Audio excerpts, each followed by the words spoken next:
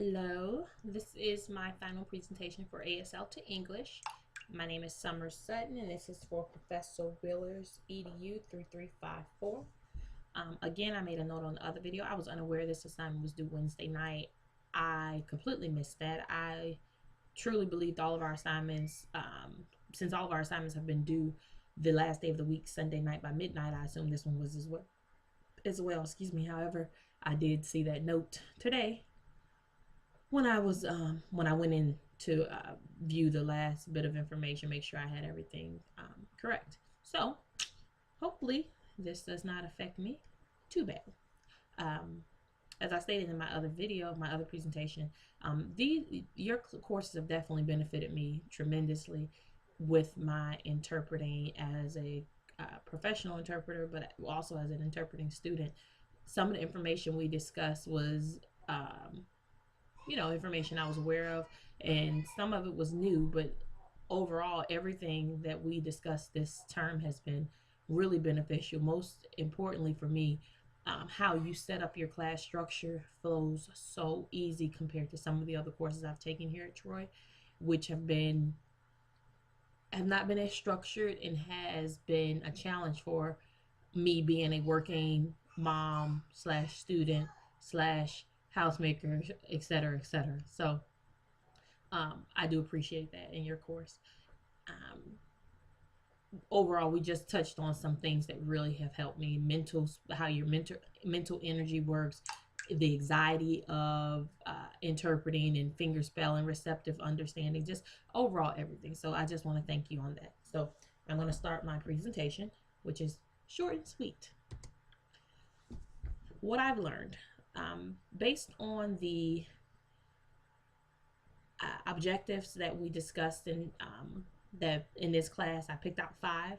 The first one is use of appropriate affect and emotion in interpreting. I do feel I've mastered this since being in your course.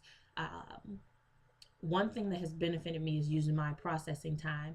When I use my processing time, I'm able to get a better feel of the signer, their overall main objective for the message, and that allows me to take on that person's attitude and match the affect and emotion and kind of just have the same prosody of that speech of that signer and present it in a way that would be equivalent for the hearing audience, for the deaf audience, so that the hearing audience is receiving the same message.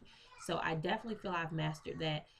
One area in particular, when I interpreted the frame, I really feel I matched the affect of that speaker, of that signer, her emotion. Her emotion was real, mellow, but when she talked about the frame and how she was livid that her husband put that frame, the blueprints in her house, I really feel I captured that, and it wasn't over showing that she was angry, but it showed her frustration and confusion as to why would he do that, So I think I did that. I was able to incorporate affect and emotion the correct way in that video. I think the variety of things that we interpreted this term allowed me to explore those different areas.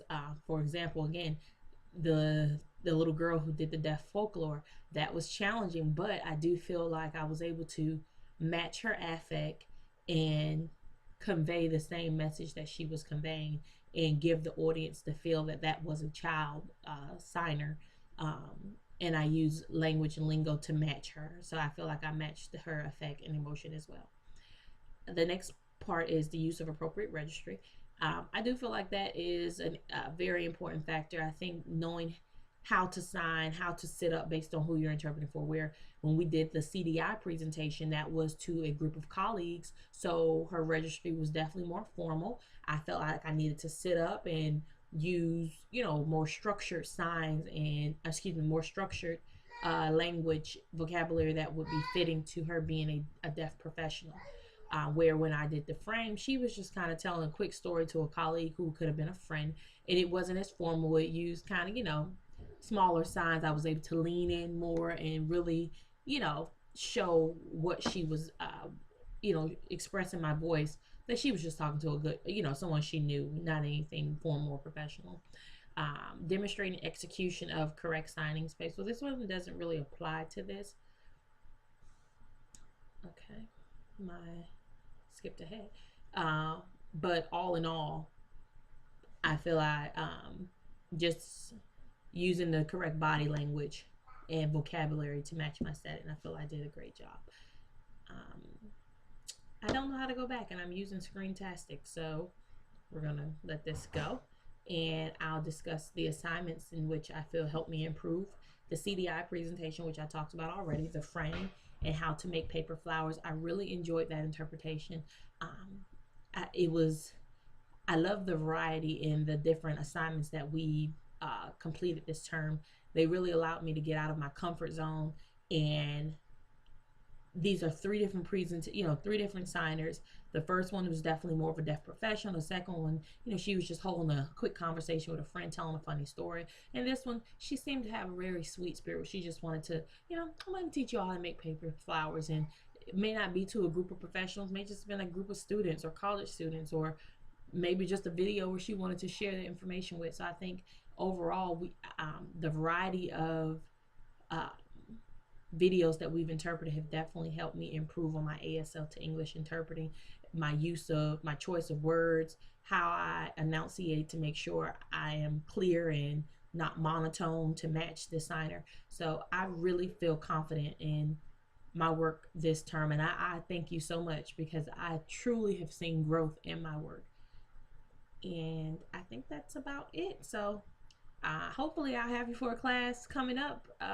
Thank you so much for all of your help and your feedback this term.